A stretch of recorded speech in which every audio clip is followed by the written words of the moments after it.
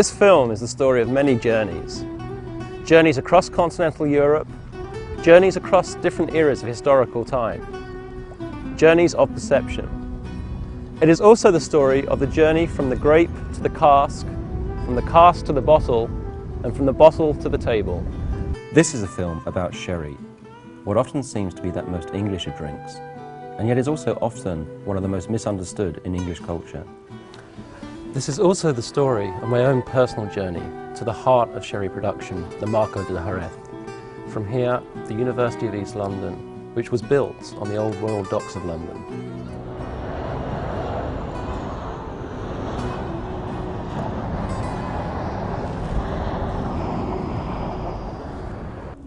Although it's difficult to see now, it was here in the Royal Docks of London, alongside other English ports like Bristol, that what Shakespeare described as gold in a glass was first introduced to the British. It is also here that many 19th century travellers would have begun their journeys of discovery to a land and a wine that is unique.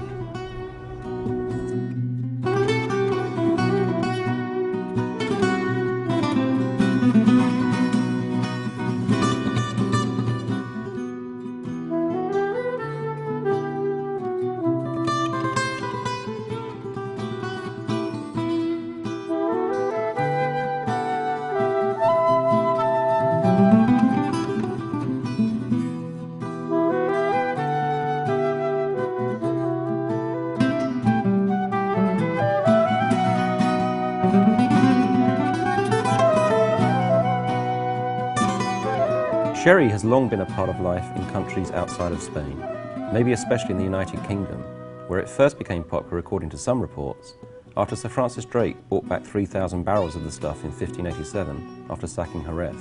Shakespeare's anti-hero Falstaff long ago extolled the virtues of this gold in a glass, claiming it both quickened the wit and warmed the blood. Charles Dickens' pet canary received a thimbleful of sherry each morning and lived for 15 years. Many of the larger bodegas or wine cellars here bear very familiar sounding names to the British visitor. And Britain is still the largest importer of sherry, shipping in around 6 million gallons a year. However, it's fair to say that the reputation of sherry has suffered somewhat. In Britain, it has often been seen either as a tipple of the upper classes or a sickly sweet drink served by your grandmother and kept in the cupboard for special occasions. These perceptions are partly because of changing fashions, and partly because the majority of sherry drunk in Britain is of the cream or pale cream variety, sweetened for British and international taste. That could be changing, however, with the emergence of a knowledgeable new generation of wine drinkers, young urbanites in the large metropolitan areas where sherry is becoming a fashionable drink. The word is that sherry is back. As the aficionado will know, cream sherries represent the tip of the iceberg when it comes to the different types of fortified wines produced in the Jerez region.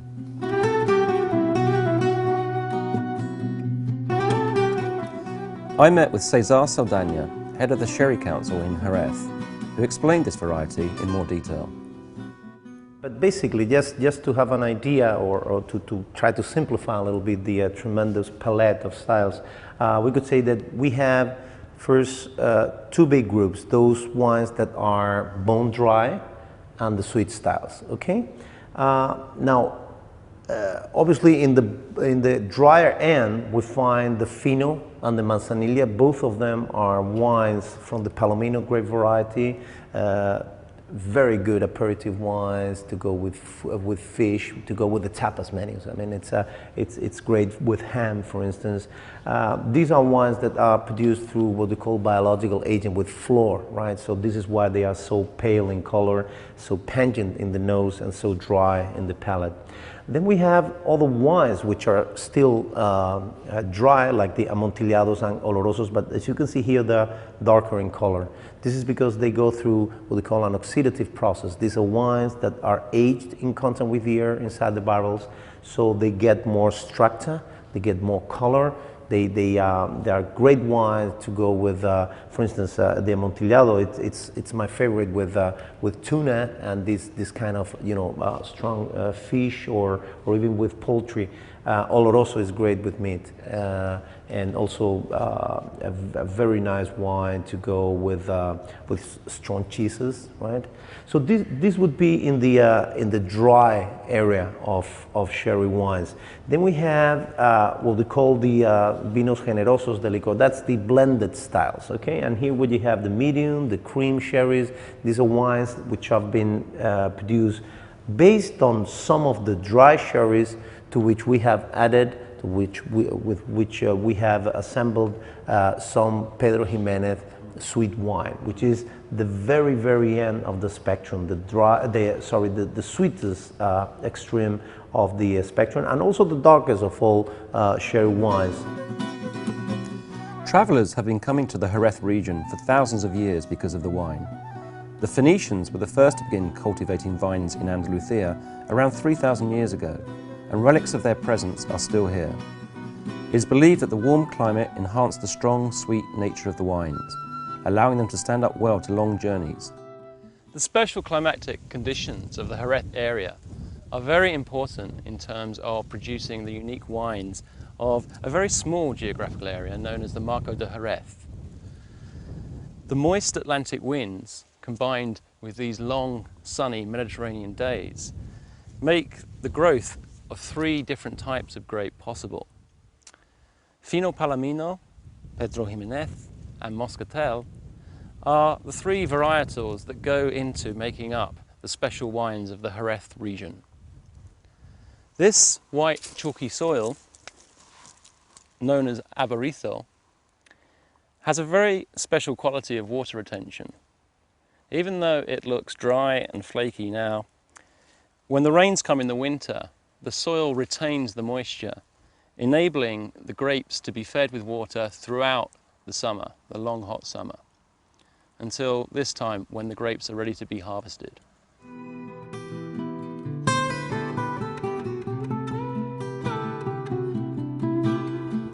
The 3 main sherry producing centres of Jerez de la Frontera, Sanlúcar de Barrameda and El Puerto Santa Maria all have their own microclimates as well as unique charms for the traveller.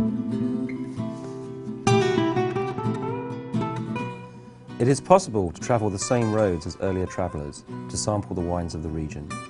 The wine route of Jerez was originally opened by the Jerez Sherry Council and the Spanish Ministry of Agriculture, specifically for the purpose of wine tourism. We are lucky enough to know the opinions and thoughts of many different types of traveller of the past, particularly in the travelogues produced in the 19th century. Spain became an essential destination on grand tours undertaken by Europe's aristocracy, who would marvel at the huge royal wineries at Jerez. Richard Ford noted the grandness of these sites, saying that these temples of Bacchus resemble cathedrals in size and loftiness. These magnificent structures can still be seen today, but as typical of the experience of the modern traveller, tradition is often mixed with the modern. Alongside the traditional bodegas can be seen architecturally stunning new temples of wine. And as you can see, this can truly be called a cathedral of wine.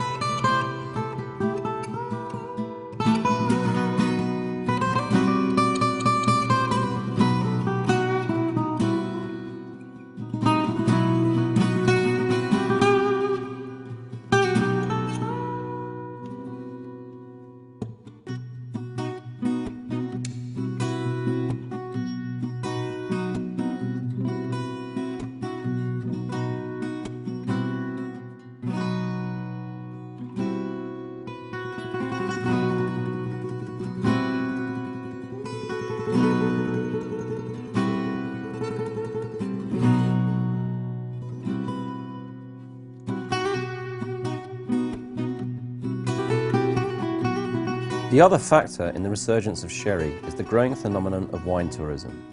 With the opening of the wine route, the modern traveller now has the opportunity to see the process that goes into making the wines, to meet the winemakers, learn about the staggering diversity of the combinations of sherry with food, and of course, taste some of the best wines the region of Jerez has to offer.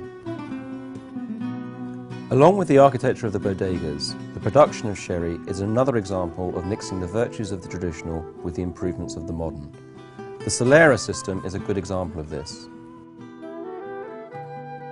The Solera and Criadera method is unique to the production of sherry. Sherry is a blended wine and a mixture of young and aged wine of similar character. The oldest wine in the process is held in the Solera, the bottom row of oak barrels. From time to time, some of this wine is drawn for bottling, but never more than a third of its content.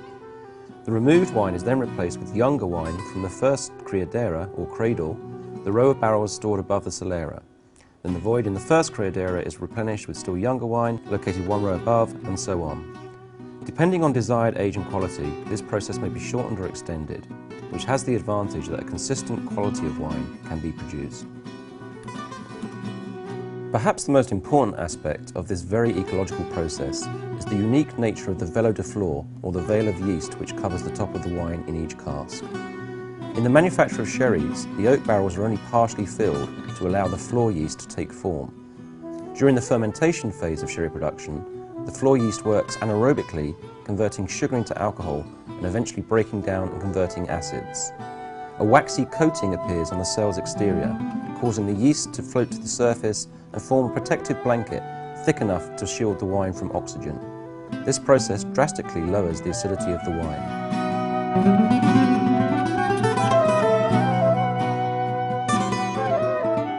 Well, not much.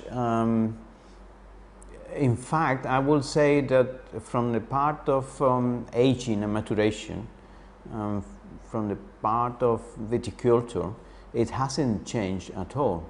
You know, to produce sherry and manzanilla, the most important part of the whole process is the time that the wine is spent in the cellar, aging in American oak cask and maturing there.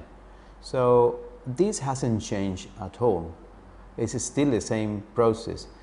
What happened is that, for example, for transferring the wines from one cask to another, or from one cask to the bottling line, instead of doing it by hand with buckets, we do it now with very modern and sophisticated pumping machines, probably are managed by computers.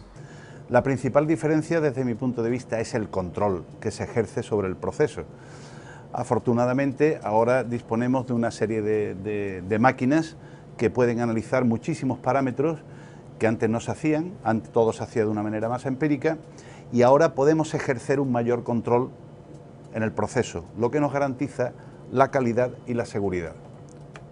Talking about another changes is the yeast, right? The veil of the flor. The veil of the flor, of course. We can't control the yeast, and we know a lot of the yeast right now, so we can't have the best, quality during the whole process because we get the whole knowledge of the yeast.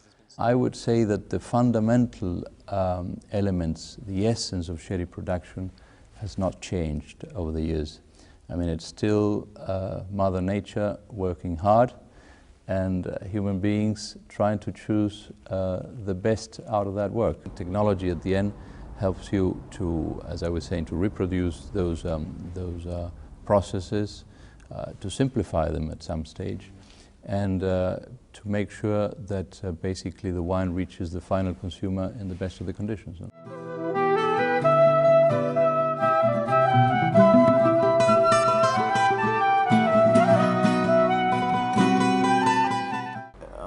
To that person, I would say, here you have the most exclusive wine in Spain. This is a thoroughbred in the wine collection. This is a pure sang. This is an authentic product, and is very exclusive from a very concrete area. Well, it's not easy to describe a product which comes through all your senses. No? I mean, color, nose, palate, bouquet. But if I were to define sherry, what is to me synonymous of sherry, it's basically a wine which enhances food, to be shared, and which adds pleasure and complexity to your taste buds. I think in today's hectic world, having someone to offer you 1 hour or 2 hours of their time for you to tell them what there is behind a glass of sherry it's a luxury on itself. No? And I think we need to take advantage of that. Nowadays it's very difficult through communication, through advertising, to convey everything that there is behind a glass of sherry. From a personal perspective, certainly it's, you know, sherry is not only my job, my passion, and my roots. I was born here.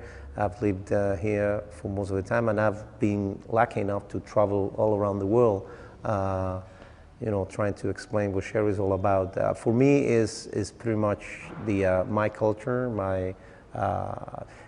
This is particularly related to the fact that, unfortunately, the name sherry is being used to describe some other products. So, coming from Jerez, having learned, having absorbed all the cultural aspects of sherry, when I go to places like the States or South Africa or Australia, and I see that they give the same name for that stuff, oof, that's hard, hard to accept. Some would say that the most important aspect of wine tourism is, of course, in the tasting. And the wines of Jerez are a million miles away from the warm, sickly sweet drink of common British perception. Our 19th century friend Richard Ford was glowing in his praise for Spanish wines, and especially those of Jerez. The wines, he says, under a latitude of where a fine season is a certainty, might rival those of France. Yet perhaps one thing that would have been surprising for Ford, and certainly was for me, is the way that the wines of Jerez are used to staggering effect in local cuisine. The most common usage for sherry in British cuisine is as an added ingredient to trifle, though contemporary chefs such as Heston Blumenthal are celebrating the potential of sherry and modern cuisine more and more. But in the Jerez region, the gastronomic possibilities seem endless. Local seafood, fish, meat, vegetables and desserts are all combined in the most creative way, mixing tradition with innovation. Overall, the combination of tastes and sensations can be exhilarating. I met with Fernando Cordoba, the renowned chef of the El Faro restaurant in El Puerto Santa Maria, to discuss the relationship of sherry and food.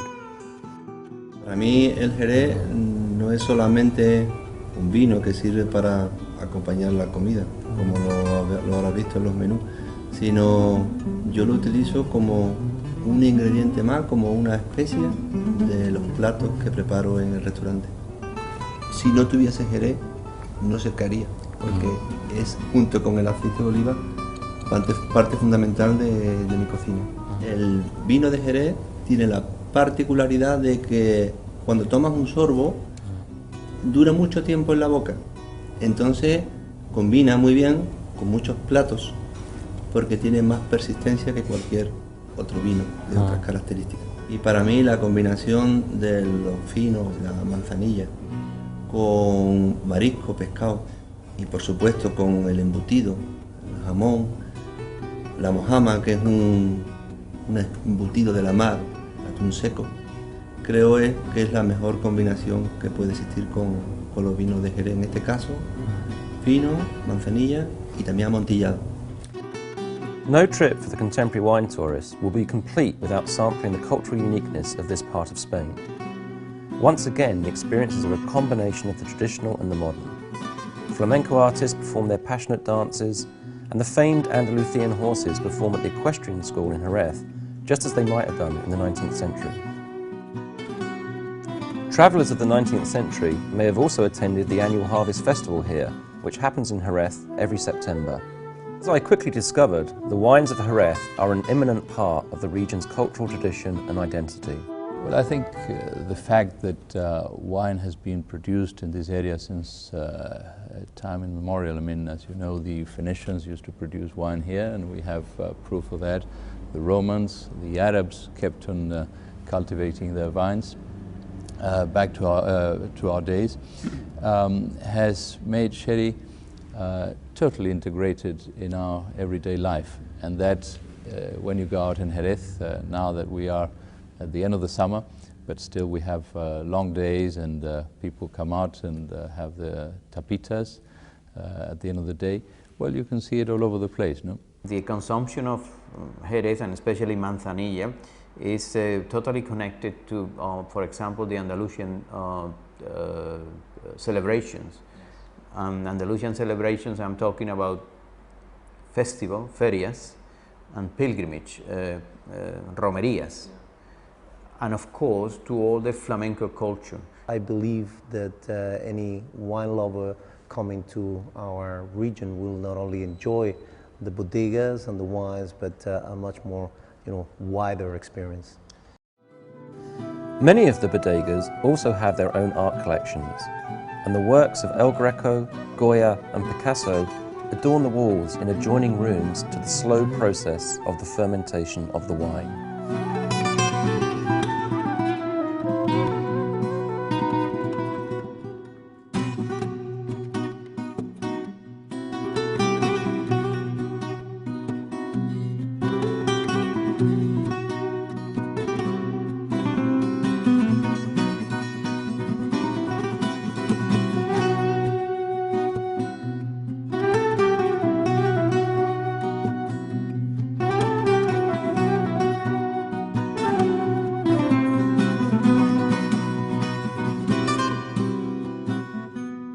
Perhaps the principal difference between travellers of the 19th century and now is that the people of the region of Jerez are aware of the importance of wine tourism to their own future.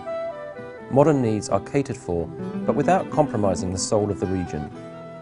The awareness of wine tourism does not diminish the uniqueness of the region, nor indeed the experience of travelling there.